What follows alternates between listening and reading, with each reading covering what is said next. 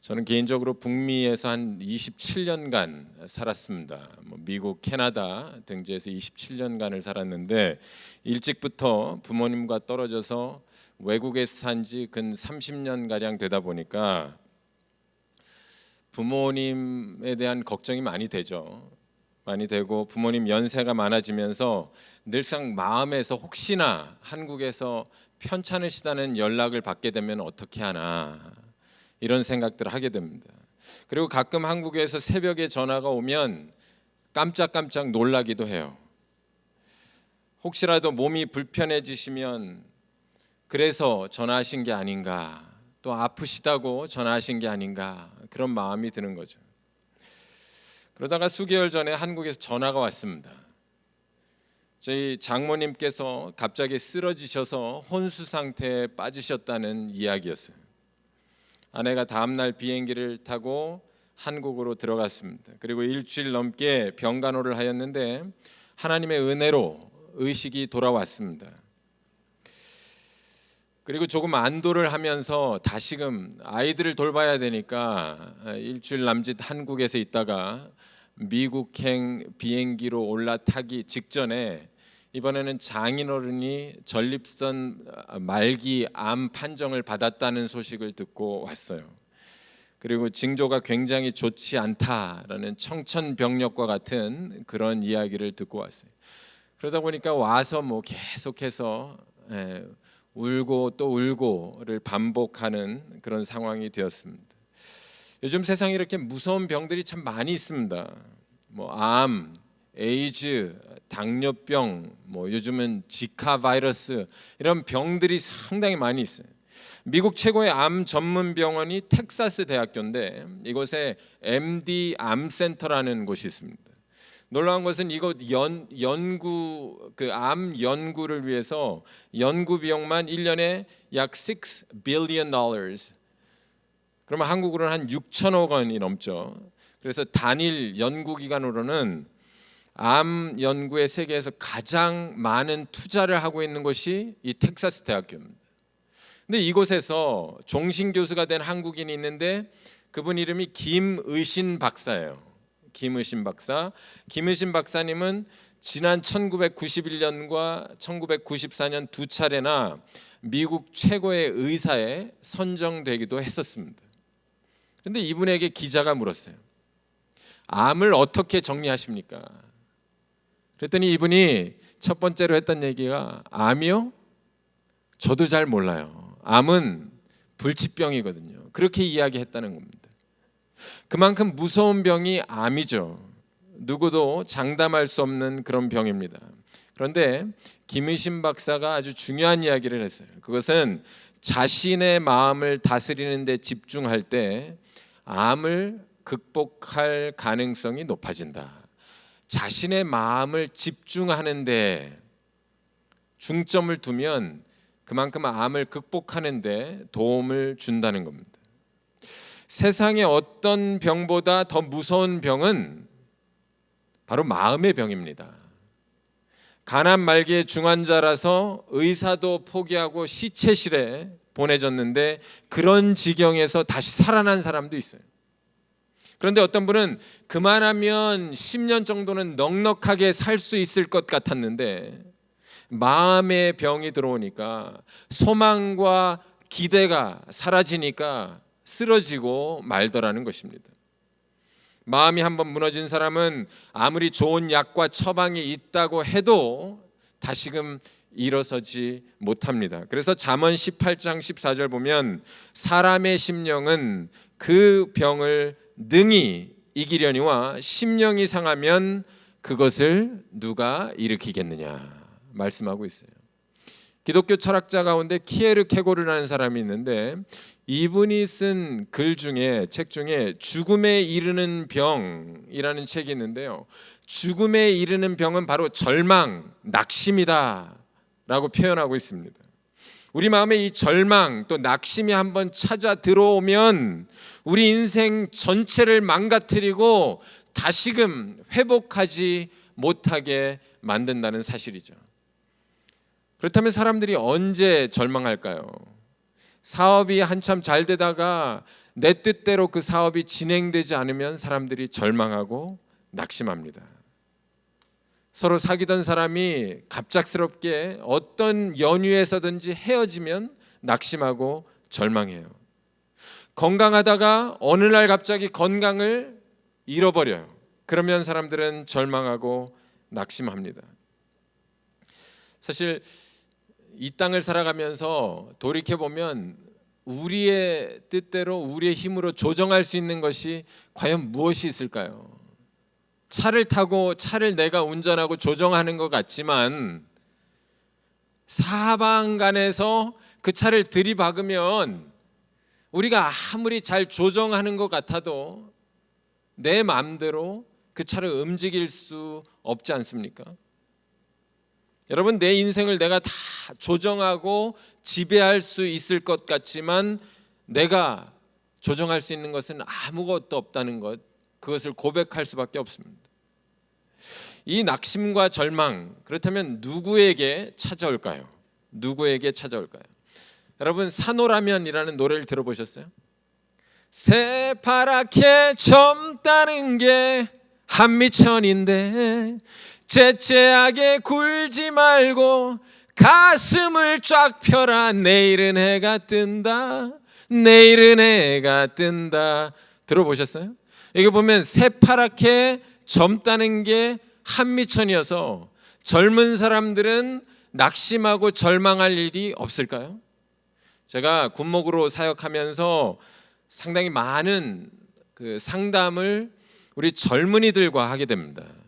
이곳 군대는 17살부터 부모님의 동의서만 받으면 입대를 할 수 있기 때문에 10대들도 제가 많이 경험하고요. 그리고 대다수가 한 20대 젊은 청년들이에요.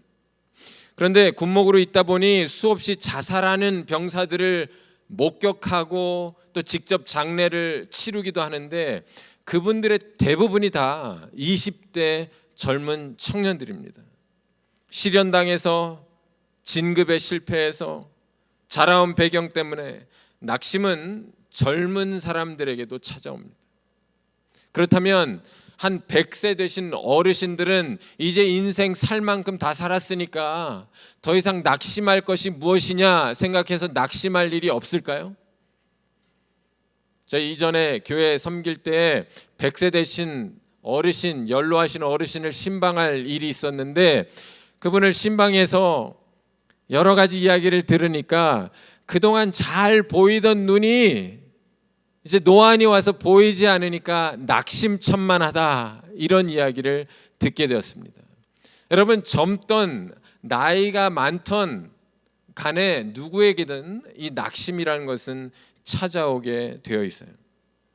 그렇다면 이 낙심은 믿음이 적은 사람에게만 찾아올까요? 오늘 본문을 보면 바울 사도와 같은 사람이 이 훌륭한 믿음의 선진이 그들의 생애에 낙심되는 순간이 있었다는 것을 고백합니다. 본문을 사실은 우리가 전체를 다 읽었어야 되는데 전체를 다 읽지를 않았어요. 이 4장 전체에 보면 낙심이라는 단어가 여러 차례 등장하는데 3번 1절, 8절 그리고 16절에 나옵니다. 성경을 잘 보는 방법 가운데 하나가 자주 등장하는 반복되는 단어에 집중하는 것입니다. 단어들이 반복될 때 그만큼 중요하다라는 것을 알 수 있고 저자의 의도를 파악하는 데 많은 도움이 돼요. 사도 바울이 낙심한다, 또 낙심이라는 단어를 자주 사용한 이유는 그의 인생에 있어서 그가 낙심할 만한 일들을 계속해서 당했기 때문이다라는 걸 알 수가 있습니다. 오늘 사도 바울과 같은 믿음의 선진도 인생에 있어서 낙심할 일이 있다면 우리 같은 연약한 사람들에게야 얼마나 낙심할 일들이 많이 있을까요? 여러분, 그렇다면 이 낙심이란 게 뭡니까? 낙심이 한자인데 낙이 무슨 낙인지 아세요? 떨어질 낙이에요. 떨어질 낙. 심은 마음심. 그러면 마음이 어떻게 떨어져요? 심장이 어떻게 떨어져요? 여러분, 어두컴컴한 길을 걸어가는데 갑자기 여러분 아들이나 딸이 엄마 그러면서 와! 하면 심장이 오그라지는 것 같은 그런 경험 해보셨죠? 그게 사실은 낙심인 거예요. 우리 인생에 어떤 절망이 찾아오는데, 고난과 역경이 찾아올 때 그것이 내가 도무지 감당할 수 없을 정도로 내 심장이 뚝뚝 떨어질 것 같은 그러한 삶의 환경과 상황을 맞닥뜨릴 때, 그것을 바로 낙심이라고 이야기하는 것입니다. 그렇다면 이 낙심, 하루에도 12번씩 가슴이 뚝뚝 떨어지는 일들이 우리들에게 찾아오는데, 오늘 본문에 의하면 사람들이 왜 낙심하는지에 대한 구체적인 묘사가 이루어지고 있습니다. 자, 본문 16절 말씀 우리 같이 한번 읽겠습니다. 시작. 그러므로 우리가 낙심하지 아니하노니 우리의 겉사람은 밝아지나 우리의 속사람은 날로 새로워지도다. 개역 한글파를 보면 우리의 겉사람은 후패한다 라고 기록하고 있어요. 개역 개정판을 보면 우리의 겉사람은 낡아진다. 사람들이 첫 번째로 낙심하는 이유는 겉사람이 낡아지기 때문입니다. 자신의 존재 가치가 상실되기 때문에 그래요.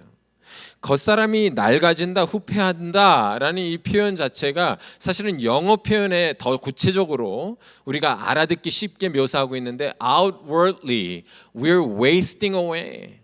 outwardly we're wasting away. 점차 사라진다는 거죠. 이게 무슨 말이냐? 여러분, 어느 날 거울을 보니까 그 전에는 그렇게 판판했던 내 얼굴이 갑자기 막 주름살이 가득한 그런 모습을 발견한 적이 있으시죠? 그러면서 사람들은 낙심하게 된다는 거예요. 내가 늙어가는 모습을 보면서 잘 보이던 글이 조금 전에 그 권사님 이야기를 했던 것처럼 점차 보이지 않을 때 사람들은 낙심합니다. 내가 전에는 건강했는데 내 건강이 전보다 못할 때 사람들이 낙심하고 절망합니다. 저도 얼마 전에 건강검진을 하는데 의사가 전립선 암 징후가 보인다 이렇게 이야기를 해요. 얼마나 깜짝 놀랐겠어요. 제가 젊거든요. 40대예요. 40대인데 젊어요. 굉장히 젊은데 벌써 전립선 암 징후가 발견됐다 그러니까 정말 낙심천만하더라고요. 그래서 제 검진 결과 암은 아니지만 비대증이 심화돼서 치료가 필요하다 그렇게 이야기를 하더라고요. 그리고 시력 검사를 하는데 의사가 돋보기를 써야 된대요. 이제 책을 읽을 때 점차 이게 잘 보이지는 않으니까 이제 돋보기를 써야 될 것 같다고, 그리고 안경을 맞춰주더라고요. 그러니까 또 낙심하는 거예요. 내가 언제부터 돋보기를 쓰게 될까? 이런 생각을 언제 해봤겠어요? 사람들이 우리 삶을 살아가면서 점차 내가 나이가 든다는 걸 느낄 때 겉사람이 늙어지고 겉사람이 사라지고 후패할 때 사람들은 낙심하게 됩니다. 그래서 전도서 12장 3절부터 5절을 보면 이 솔로몬이 아주 심오한 진리를 여기에서 묘사하고 있는데 잘 들어보십시오. 그런 날에는 집을 지키는 자들이 떨 것이며 힘 있는 자들이 구부러질 것이며 맷돌질하는 자들이 적음으로 그칠 것이며, 여기 그런 날에는 이라는 표현은요, 인생의 연수가 다한 그런 날, 살아온 날보다 죽을 날이 가까운 그런 날, 이제 죽음을 목전에 두고 있는 그런 날을 묘사하고 있는 겁니다. 또 계속해서 읽습니다. 창들로 내어다보는 자가 어두워질 것이며 문들이 닫혀질 것이며 맷돌 소리가 적어질 것이며 새 소리를 인하여 일어날 것이며. 진리 아닙니까? 나이 먹을수록 새벽에 일찍 일어나죠. 그리고 아주 작은 소리에도 민감해지고 별 소리에도 다 깨어나죠. 새 소리를 인하여 일어난다라는 거예요. 그래서 어떤 의미에서는 젊을수록 오래 잡니다. 어릴수록 오래 자요. 그래서 우리 자녀들이 오래 자면 걔네들 탓하지 말고 그냥 내버려 두세요. 왜냐하면 나이 들면 오래 잘해도 잠을 잘 수가 없어요. 새 소리에도 일어날 것이며 음악하는 여자들이 다 쇠하여질 것이며 더 이상 나이가 들어서 내가 그동안 음악하던 것도 다 이제 악기도 다룰 수가 없고 듣는 것도 온전치가 않다는 거죠. 그런 자들은 높은 곳을 두려워할 것이며 길에서는 놀랄 것이며 살구나무가 꽃이 필 것이며 메뚜기도 짐이 될 것이며 원욕이 그치리니. 인생을 살면서 젊으면 젊을수록 여러 가지 디자이어들이 있지 않습니까? 수면욕도 있고 식욕도 있고 성욕도 있고 이런 모든 욕구들이 다 사라진다는 거예요. 그런 날에 이는 사람이 자기 영원한 집으로 돌아가고 조문 자들이 거리로 왕래하게 됨이라. 이런 날의 사람들은 그의 인생이 곤고하다라고 이야기하며 낙심하고 절망하게 되는 것입니다. 자, 첫 번째 낙심하게 되는 사람, 또 낙심하게 되는 이유가 뭐라고요? 겉사람이 점차 사라지기 때문에, 후패하니까, 늙어지니까. 두 번째, 사람들이 낙심하는 이유는 우리 오늘 말씀 17절 말씀 전반부만 함께 읽습니다. 시작. 우리가 잠시 받는 환난에 경한 것이, 거기까지요. 사람들이 낙심하는 이유는 뭐다? 환난 때문이다. 환난 때문이다. 얼마나 진리입니까? 고통스러운 일들이 다가오는데 때때로 이 고통스러운 일들이 2중, 3중, 4중으로 겹쳐서 다가오죠. 내 힘으로는 어쩔 수 없는 기가 막힌 일들이 찾아오게 되는 거예요. 처갓집 식구들 지금 요즘 얼마나 어려운 그 과정을 겪는지요. 장인어른이 그렇게 어려운 상황 속에서 이제 의사들은 뭐 6개월밖에 살 수 없다, 1년밖에 살 수 없다라고 얘기하는데 저희 또 장모님은 치매가 오셨어요. 그러니까 제대로 병간호를 하거나 돌봐줄 여력이 없는 겁니다. 이 고통이 한번 찾아오면 2중, 3중, 4중으로 찾아오게 되고 이 기가 막힌 일들을 경험할 때 사람들은 절망하고 낙심합니다. 목 놓아 울고 또 울어봐도 응답이 속히 오지 않습니다. 그러면 사람들이 낙심해요. 그리고 마지막으로 사람들이 낙심하는 이유는 우리 18절 말씀 전반부만 읽겠습니다. 시작. 우리가 주목하는 것은 보이는 것이 아니요 보이지 않는 것이니. 보이는 것들을 주목할 때 보이는 것들이 사라지면 낙심하게 돼요. 세상에는 눈에 보이는 것이 마치 전부인 양 살아가는 사람들이 많이 있습니다. 신앙을 가졌다고 해도, 교회를 열심히 다닌다고 해도 결국은 눈에 보이는 것을 추구하고 쫓아서 살아가는 사람들이 얼마나 많습니까? 그러한 자들은 눈에 보이는 것이 사라질 때 낙심하고 절망하게 됩니다. 내 눈에 보이는 물질, 내 눈에 보이는 자동차, 내가 살고 있는 아름다운 집, 내 눈에 보이는 학벌, 내 눈에 보이는 자녀의 미래, 이런 모든 보이는 것들이 종국에는 영원히 존재할 수 없기 때문에 사라지게 되면 사람들은 낙심합니다. 이러한 이유로 해서 사람들이 낙심하고, 문제는 이 낙심, 이 절망이 우리 마음속에 들어오면 우리 인생 전체를 망가뜨리고 우리로 하여금 다시금 일어서지 못하게 하는데, 그래서 우리의 인생이 비참하게 끝날 수도 있는데, 우리에게 언제나 찾아올 수 있는 이 낙심과 절망을 우리가 과연 어떻게 극복할 수 있는가? 끝까지 이겨낼 수 있는 힘은 과연 어디에서 찾아오는가?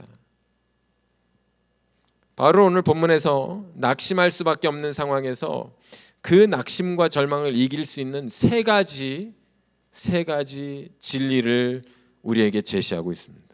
본문에 의하면 바울이 그 비결을 세 가지로 명시하고 있는데, 첫 번째 우리 16절 말씀 같이 큰 목소리로 전체 읽겠습니다. 시작. 그러므로 우리가 낙심하지 아니하노니 우리의 겉사람은 낡아지나 우리의 속사람은 날로 새로워지도다. 전도 여행을 하면서 수많은 고생과 끊임없는 고난, 헤아릴 수 없는 많은 일들이 바울 사도에게도 찾아왔습니다. 바울도 그의 겉사람이 계속해서 후패해가고 사라지는 것, 또 낡아지는 것을 경험했어요. 그는 안질로 인해서 어느 순간 눈이 보이지 않고 급기야 글을 쓸 수도 없었습니다. 그래서 이 성경을 쓸 때 그의 글을 대필하도록 더디오라는 친구를 시켜서 글을 대필하도록 할 정도로 눈이 보이지 않습니다. 육체의 가시와 핍박 때문에 그의 육체는 말할 수 없이 망가집니다. 그러나 바울의 서신을 보면 마지막 그 서신을 보내는 그 순간까지 그의 약한 모습, 그의 어려운 모습, 절망하는 모습이 전혀 나타나지가 않아요. 오히려 힘이 넘치고 소망에 찬 모습을 우리들에게 보여줍니다. 디모데후서 4장 6절과 8절을 보면 관제와 같이 내가 부음이 되고, 관제라는 것은 drink offering이에요. 내가 부음이 되고, 그 drink offering을 만들려면 정말 그 내 몸에 즙을 짜내는 것처럼 고통과 환난과 핍박이 그렇게 심했던 거죠. 관제와 같이 벌써 내가 부음이 되고 나의 떠날 기약이 가까웠도다. 죽을 날이 다가왔다는 거예요. 내가 선한 싸움을 싸우고 나의 달려갈 길을 마치고 믿음을 지켰으니 이제 후로는 나를 위하여 의의 면류관이 예비되었으므로 주 곧 의로우신 재판장이 그날에 내게 주실 것이니. 그날이 어떤 날입니까? 주님 만나는 그날, 심판대 앞에서는 그날 아니겠어요? 그런데 놀랍게 그날에 내게만 주는 게 아니라, 바울 사도만 얻는 것이 아니라 그 뒤에 내게만 아니라 주의 나타나심을 사모하는 모든 자에게니라 라고 결론을 맺고 있어요. 겉사람이 그렇게 망가졌는데 어쩌면 바울 사도는 그렇게 담대합니까? 그는 자기의 속사람이 날로 새로워지는 것을 경험했기 때문에 그렇습니다. 그는 자기 속의 사람이 예수 그리스도를 믿음으로 거듭날 뿐만 아니라 거듭난 이후에 계속해서 변화되고 성화되고 영화의 자리에 가는 그 날까지 하나님께서 그 마음을 새롭게 하시는 것을 체험했기 때문에 겉사람이 후패하고 그렇게 엄청난 고난과 역경을 받았어도 절망하거나 낙심하지 않았던 것입니다. 여러분, 어떻게 속사람이 날마다 새로워질 수가 있어요? 고린도서 5장 17절 보면 누구든지 그리스도 안에 있으면 새로운 피조물이라. 이전 것은 지나갔으니 보라 새 것이 되었다. 여러분, 속사람이 어떻게 새로워질까요? 내 겉사람은 늙어요. 그리고 내 삶 가운데 환난과 어려움이 닥쳐오면 우리는 절망하고 낙심합니다. 그런데 내 속사람이 새로워지는 것은 말씀 가운데, 기도 가운데 정말 진정 내가 이 땅에서 소망해야 하는 것이 무엇인가, 그것을 깨달을 때, 앞서 우리가 찬양했지만 내 마음속에 참다운 평화, 평안, 세상이 줄 수도 없고 알 수도 없는 그 평안을 매일 속사람이 말씀 가운데 깨달을 때 우리는 낙심을 이겨낼 수 있다는 사실입니다. 여러분, 편안함과 평안은 완전히 수준이 다르죠. 편안함, 요즘 그러잖아요. 침대는 가구가 아닙니다. 침대는 뭐라고요? 과학입니다. 이러잖아요. 그래서 좋은 침대, 여러분이 돈이 많으면 좋은 침대를 구입해서 편안할 수는 있어요. 편안할 수는 있어요. 근데 만약에 sleeping disorder, 수면증, 불면증, 이게 있다 그러면 어떻게 잠을 잡니까? 침대가 아무리 편안하다고 해도 잠이 안 오면 그건 어떻게 감당할 수가 없는 거예요. 평안하면 잠이 오는 거예요. 평안하면 잠이 오는 거죠.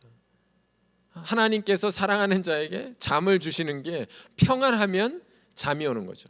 자, 음식이 진수성찬 매일같이 인류 요리사를 막 수십 명 불러가지고 집에 가면 뭐 다양하게 일식, 중식, 한식, 뭐 양식 다 차려져 있어도 eating disorder, 내가 먹지 못하면 그 eating disorder가 한국말로 뭐예요?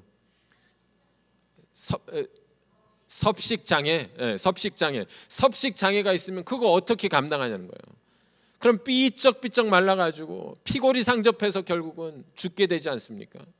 그러니까 편안한 것, comfort하고 peace, 평안과는 다른 것입니다. 돈이 많아서 정말 궁궐과 같은 집은 구입할 수 있지만 happy family, 자식이 속색이고 매일 그 자식하고 씨름하고 다투고 하다 보면 또 아내와 남편이 그러면 그것보다 더 심한 지옥이 어디 있겠어요?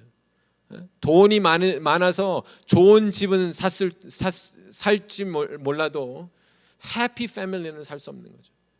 여러분, 우리의 속사람이 새로워지면 내 주변 환경이 내 뜻대로 되어지지 않고 주변 사람이 볼 때 참 저 사람은 하는 일마다 저렇게 안 된다, 그렇게 이야기할지 몰라도 마음속에 그렇게 기쁨과 평안이 넘쳐난다니까요. 그걸 바울 사도가 경험을 했어요. 세상 사람들이 볼 때는 결국은 종국에 순교했죠. 살아가면서 얼마나 많은 매를 당하고 채찍을 맞고 고통을 경험했습니까? 그럼에도 불구하고 그는 속사람이 새로워지는 것을 경험했기 때문에 이 낙심을 이길 수가 있었습니다. 두 번째 17절 말씀 우리 같이 한번 읽겠습니다. 시작. 우리가 잠시 받는 환난에 경한 것이 지극히 크고 영원한 영광에 중한 것을 우리에게 이루게 함이니. 당시에 당하고 있는 환난에 대해서 이렇게 말하고 있는 거예요.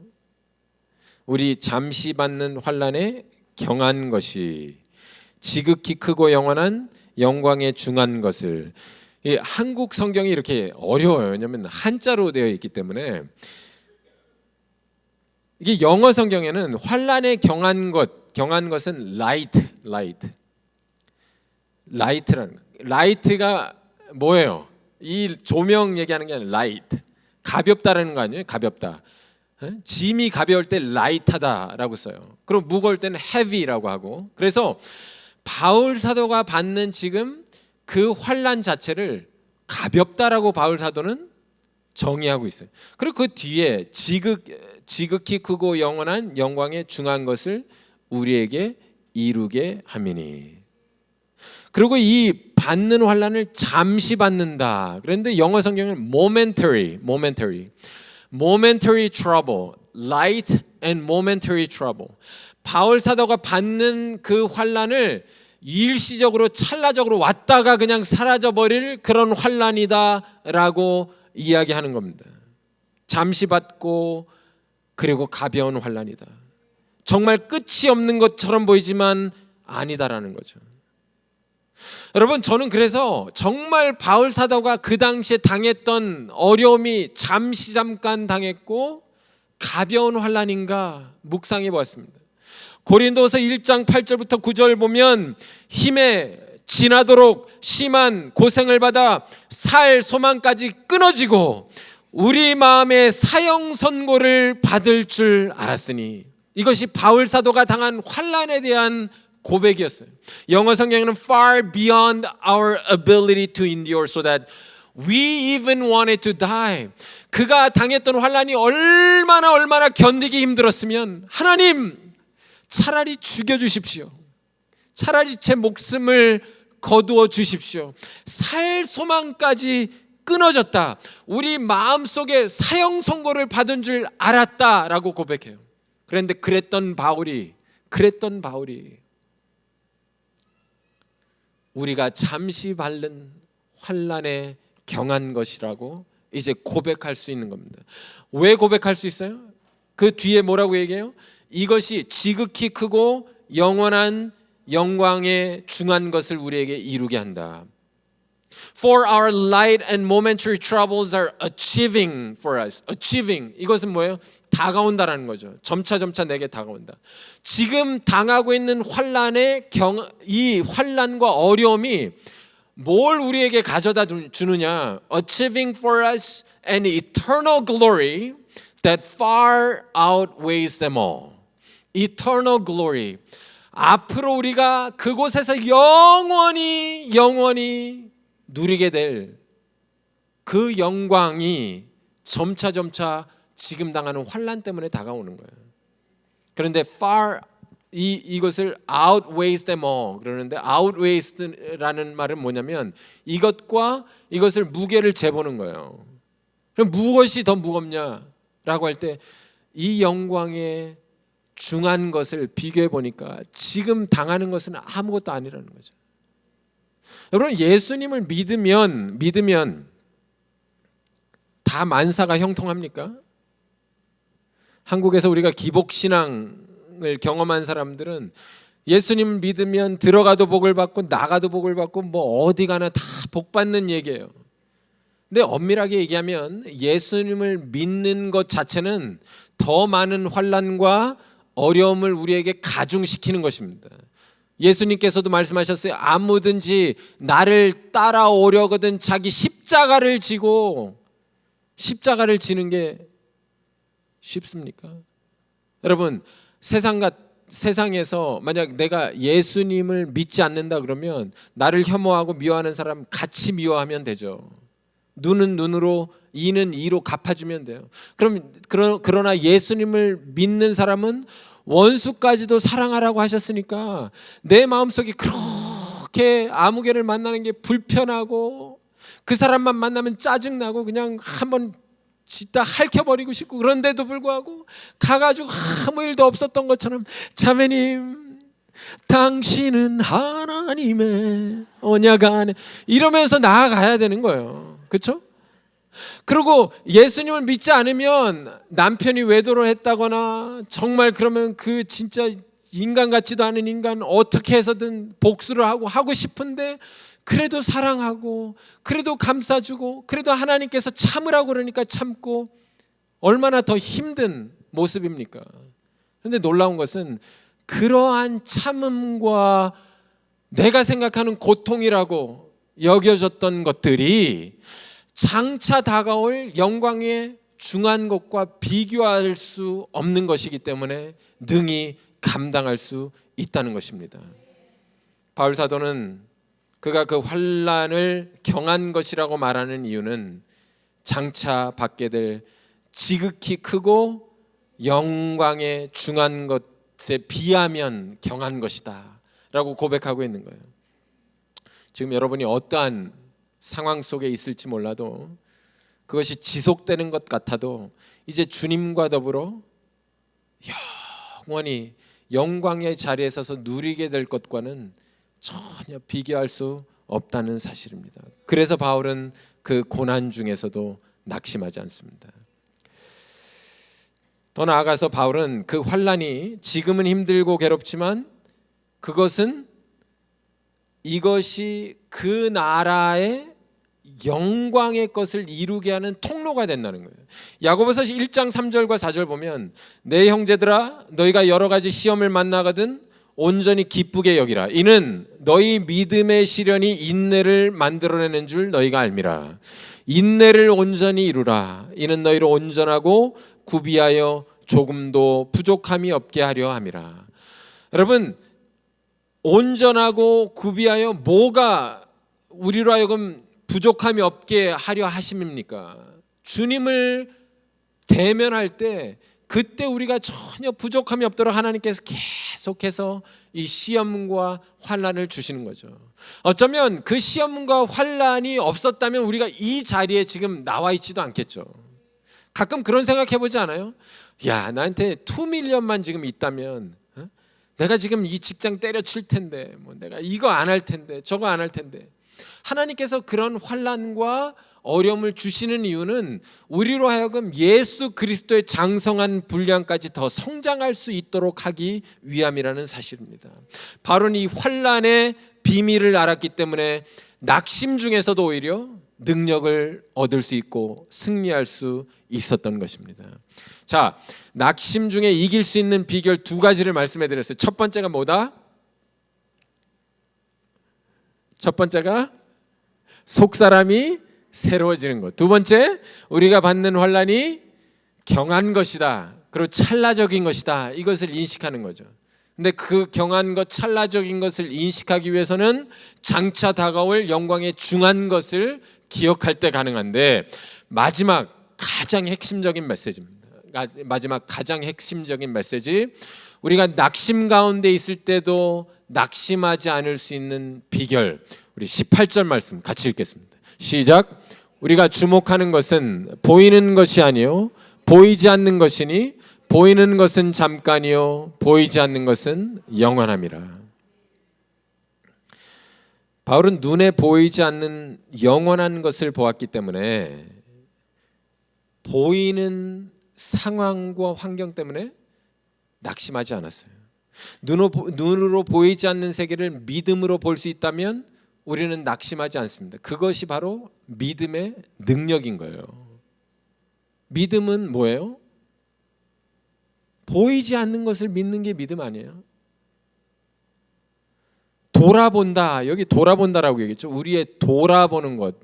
그리고 주목한다가 개역 한글판에는 돌아본다. 이 주목한다라는 말의 원어 표현은 우리가 바라본다, 소망한다라는 겁니다. 바라본다, 소망한다. 자, 자세히 한번 관찰해 보죠. 내가 내 인생에 있어서 지금 바라보고 있는 것, 내 인생에 있어서 소망하고 있는 것, 그게 뭐냐에 따라서 매일같이 낙심천만한 삶을 살 수도 있고 매일같이 감사와 감격 속에 살 수도 있는 것입니다. 여러분, 자식을 하나님께서 잠깐 주신 나의 기업이요 상급으로 생각하지 않고 그 자식을 평생토록 내 소망으로 바라보는 사람들이 있어요. 실제로 자식을 통해서 대리만족을 얻고 자식을 통해서 보상 심리를 가지고 있으면 그렇게 되죠. 그러면 그 자식이 장성한 다음에 내가 그토록 원했던 일을 이루지 못하고, 그리고 정말 저렇게 살지 말았으면 했는데 원치 않는 사람과 결혼하고 지질이 궁상으로 살아가고, 그러면 낙심합니까? 안 합니까? 그 자식이 소망이고 평생 내 삶에 있어서 희망이었는데 낙심할 수밖에 없죠. 여러분, 물질이 여러분이 추구했던 소망하고 바라보는 핵심입니까? 그 물질이 여러분들 삶 속에 평생토록 유지된다 할지라도 나그네 같은 인생 기껏해야 7, 80 아닙니까? 그런데 그 물질은 왔다가 또 그림자처럼 사라져요. 그럼 우리는 낙심하는 거예요. 내가 가지고 있는 학벌, 명예, 신분, 눈에 보이는 것을 추구하는 한 우리는 낙심, 절망할 수밖에 없다는 사실입니다. 정말 내세를 삼아하는 사람은 이 세상에 그렇게 미련이 없습니다. 우리는 내세 신앙을 가지고 있다고 말하지만 사실 돌이켜보면 내 삶 속에 얼마나 세상 것에 집착하고 있는지 늘 회개하지 않을 수가 없어요. 요한복음 3장 3절 보면 예수께서 대답하여 가라사대 진실로 진실로 내게 이르노니 사람이 거듭나지 아니하면 하나님 나라를 볼 수 없느니라. 우리가 많이 들어왔던 말씀이에요. 근데 이 말씀이 굉장한 진리를 담고 있는데요. 여러분, 성경에, 신약 성경에 교회라는 단어는 몇 번 사용되어 있지 않습니다. 교회라는 단어는 기껏해야 한 4-5번 정도 인용되어 있어요. 신약 성경 전체를 통틀어서. 그런데 우리가 교회라고 얘기할 때 교회는 곧 하나님 나라를 상징하는 거거든요. 교회 그러면 하나님 나라와 연결해서 신학적으로 우리가 해석할 수 있어요. 그런데 요한복음 3장 3절에 예수께서 대답하여 가라사대 진실로 진실로 내게 이르노니, 진실로 진실로라는 말씀이 반복될 때는 그만큼 중요하다는 얘기거든요. 뭘 내게 이르노니 하셨냐면 사람이 거듭나지 아니하면 하나님 나라를 볼 수 없느니라. 하나님 나라를 보려면 거듭나야 하고, 여러분과 제가 거듭났다라고 얘기하는 거듭난 그리스도인이라면 더 이상 이 하나님의 영광과 존귀를 받기 때문에 이 세상 것으로 흔들리면 안 된다는 이야기입니다. 오늘 본문에 바울은 내가 주목하고 바라보는 그 한 가지가 있다. 그것은 이 세상에 보이는 것, 잠깐 왔다가 사라질 찰나의 것이 아니라 보이지 않는 영원한 것이다. 보이지 않는 영원한 것을 믿음으로 한번 본 사람은 세상 것으로 낙심할 수 없습니다. 보이지 않는 영원한 영광의 중요한 것을 믿음으로 본 사람은 더 이상 세상 것으로 절망할 수가 없습니다. 영원한 것을 보는 것이 능력의 비결입니다. 저는 이 영원한 것을 보는 그 능력의 비결, 그 능력의 눈이 여러분 삶 가운데 매일매일 존재하기를 주의 이름으로 축원합니다. 여러분, 국제시장이라는 영화 다 보셨어요? 국제시장이라는 영화가 재밌어서 보고 또 돌려보고 했는데, 이것이 이제 그 흥남부두에서 정진영 배우하고 또 그 당시에는 황정민은 나중에 나오지만 정진영이 아버지 아닙니까? 흥남부두에서 피난을 올 때 사랑하는 자식과 아내를 다 어떻게 해서든 데리고 오려고 그 배에 올라탔는데, 글쎄 그 막내딸이죠, 막순이가 배에 올라가다가 갑자기 이제 사라지게 되는 거예요. 그 아들이 그 딸을, 그 동생을, 여동생을 이제 찾겠다고 내려가니까 정진영 씨가 아빠가 가겠다고, 그리고 만약 아빠가 돌아오지 않거든 우리 식구들을 잘 네가 부양하라고 이야기를 해요. 그리고 나서 이제 그 부산에 가서 그 국제시장이라는 곳에 꽃분이네, 그 고모가 있었죠. 그 격동의 시기에 베트남 전쟁을 갔다 오고 황정민이 나중에 이제 장성해서 결국은 그 어머니만 부양하는 것이 아니라 동생 또 그 자식들까지 돌보느라고 엄청난 고생을 하죠. 그러면서 그 꽃분이를 왜 이렇게 팔지를 않느냐고 계속해서 그 주변 식구들이 종용을 해도 끝까지 팔지 않은 이유가 있었어요. 아빠가 언젠가 다시 이 나무로 오실 수도 있을 텐데, 그러면 유일하게 찾을 수 있는, 우리를 찾을 수 있는 단서와 근거는 그 꽃분이네 아니에요. 근데 이걸 팔아버리면 다른 상인이 와가지고 가게 이름을 바꾼다거나 그러면 찾을 수 있는 길이 없으니까 그걸 끝까지 유지하고 그토록 큰 환난과 어려움 속에서 뭐 폭탄에 뭐 다리도 거의 뭐 날아갈 정도로 이런 어려움 속에서 그가 살아왔습니다. 그 격동기를 보냈어요. 이 마무리가 어떻게 되냐면, 본인도 이제 늙어서 죽음을 앞에 두고 있지 않습니까? 그래서 아버지가 살아계셔도 살아계실 수가 없다라는 걸 판단했고, 이제 막순이도 나중에 입양 갔던 막순이를 찾게 되고 친척들하고 같이 다 모여가지고는 파티를 하는 거예요. 가만히 자기 방에 들어가서 아버지의 영정 사진을 바라봅니다. 눈물을 흘리죠. 아버지, 저 참 잘했지. 아버지, 저 참 잘했지. 근데 아버지, 저 참 힘들었어요. 참 힘들었어요. 여러분, 이 세상에서 우리가 잠깐 기껏해 앞으로 뭐 50년 더 살면 많이 산 거죠. 그리고 하나님 나라 가서 하나님 대면합니다. 전 그 장면이 그렇게 떠오르더라고요. 하나님, 저 참 잘했지요. 난 목사로, 집사로, 권사로 그냥 세상 사람들하고 더불어서 잘 먹고 잘 살고 보란 듯이 살고 싶었는데 그렇게 안 살고 어떻게 해서든 말씀대로 살아보려고 조금이라도 노력하고 힘들지만 한번 열심히 신앙생활 하다 왔어요. 근데 하나님 참 힘들었어요.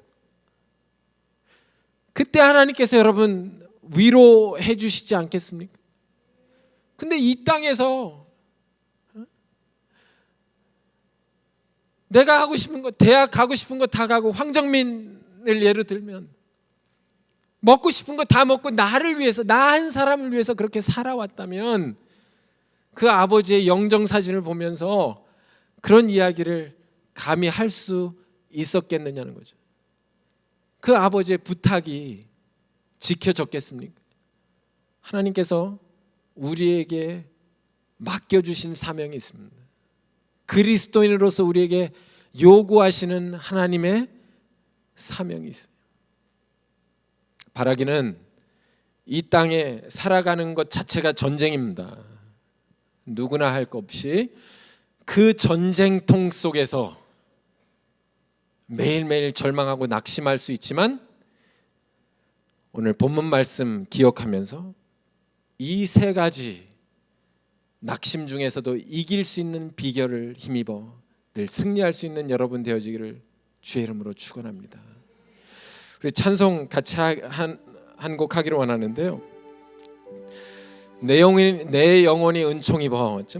그 찬송가 그 가사 중에 3절에 높은 산이 거친 들이 초막이나 궁궐이나 내 주 예수 모신 곳이 그 어디나 하늘나라라는 가사가 있어요.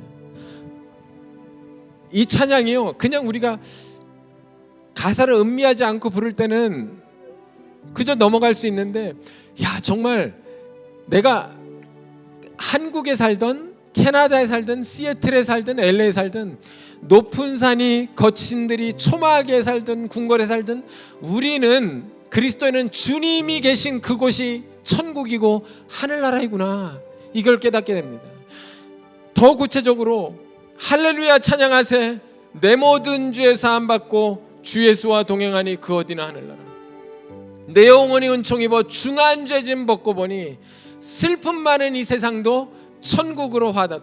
세상에 얼마나 많은 슬픔과 저주와 어두움이 깔려 있더라도 나를, 죄인된 나를 구원해 주셨다는 그 감격 하나만으로도 천국으로 이것이 화한다는 것, 승화한다는 겁니다. 이 찬양을 우리가 부르실 때 참다운 신앙의 고백이 우리들 가운데 이루어지기를 원합니다.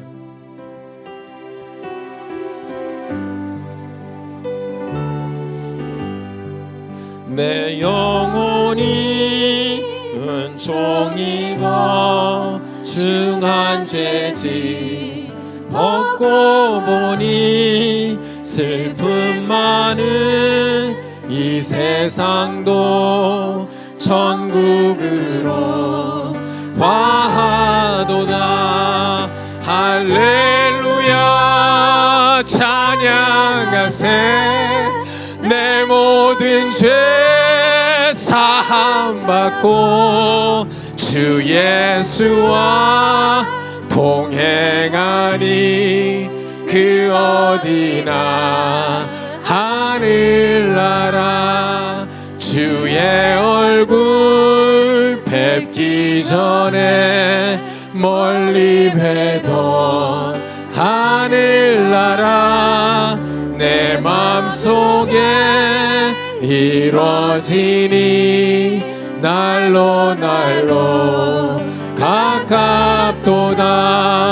할렐루야 찬양하세 내 모든 죄 사함 받고 주 예수와 동행하니 그 어디나 높은 산이 거친 들이 높은 산이 거친 초막이나 궁궐이나 그렇습니다. 주님, 내 주 예수 모신 곳이 그 어디나 하늘나라, 그 어디나 하늘나라. 할렐루야 찬양하세. 내 모든 죄 사함받고 주 예수와 동행하니 그 어디나. 높은 산이 거친들이, 높은 산이 거친들, 주님 조막이나 주님을 모신 그 모든 곳이 천국임을 고백합니다. 그 어디나 하늘나라. 할렐루야 찬양하세. 내 모든 죄 사함받고 주 예수와 동행하니 그 어디나 하늘나라. 여러분, 우리 이 시간 기도할 때 정말 주님 앞에 간절히 고백하기는, 하나님, 정말 세상에 그 무엇보다 나를 주님께서 자녀 삼으시고 죄 가운데 사하여 주신 주의 은총을 인하여 감사합니다 고백할 수 있는 시간 되기를 원합니다. 내 주변의 환경과 상황이 변화되고 이것이 바뀌어질 것을 기대하기보다 하나님 앞에 정말 이 상황과 환경 속에서도 낙심하고 절망하지 않고 주님 바라보며 영원한 보이지 않는 것을 소망하며 살아갈 수 있는 성령의 능력을 허락하여 주시옵소서. 우리 간절한 마음으로 함께 통성으로 기도하겠습니다. 다 같이 기도합니다. 아버지 하나님, 저희 이 땅을 살아가면서 얼마나 많은 날 절망하고 낙심하고 수없이 아버지 하나님 믿는다고 하지만, 하나님을 신뢰한다고 하지만 세상 속에서 절망하고 세상 속에서 낙심하고 살았음을 고백합니다. 하나님, 우리를 주님께서 다스려 주시옵소서. 아버지 하나님, 내 죄를 구원하시고 대속하신 하나님의 은혜로 감격하고 살아갈 수 있는 저희들 될 수 있도록 도와주시옵소서. 아버지 하나님, 높은 산이 거친들이 초막이나 궁궐이나 우리 주님을 모신 그 모든 것이 천국이라는 고백이 우리들 삶 가운데 있을 수 있도록 도와주시옵소서. 내 힘으로 할 수 없습니다. 내 능력으로 감당할 수 없습니다. 이 땅 살아가면서 매일매일 삶 가운데 환난과 어려움과 핍박을 경험하지만, 그럼에도 불구하고 주님 바라보면서 이 세상에서 내가 겪는 환난과 어려움은 잠시 잠깐 겪는, 잠시 잠깐 일시적인, 또 찰나적인 경한 것임을 고백하게 하여 주시옵소서. 이 환난은 장차 다가올 영광의 중한 것과 비교할 수 없음을 고백할 수 있도록 도와주시옵소서. 하나님, 우리의 삶을 다스리시고 하나님의 우리 삶을 주님께서 이 시간 성령의 불로 새롭게 하여 주시옵소서. 우리의 신념이 달라지게 하시고 우리의 가치관이 달라지게 하시고 우리가 바라고 소망하는 것이 달라지게 하여 주시옵소서. 진정 거듭나지 아니하고는 하나님 나라를 볼 수 없다 하셨는데, 그 하나님 나라를 참으로 바라볼 수 있는 이 놀라운 시간 될 수 있도록 주님 축복하여 주시옵소서. 사랑의 아버지 하나님, 저희들 삶 가운데 정말 매일매일이 전쟁 같고 이 땅 살아가면서 하루 한순간도 마음을 놓고 살 수 없음을 고백합니다.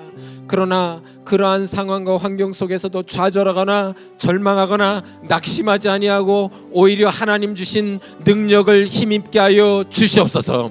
아버지 하나님, 우리의 힘과 능력을 의지하는 것이 아니라 예수 그리스도의 능력을 의지하게 하여 주시옵소서.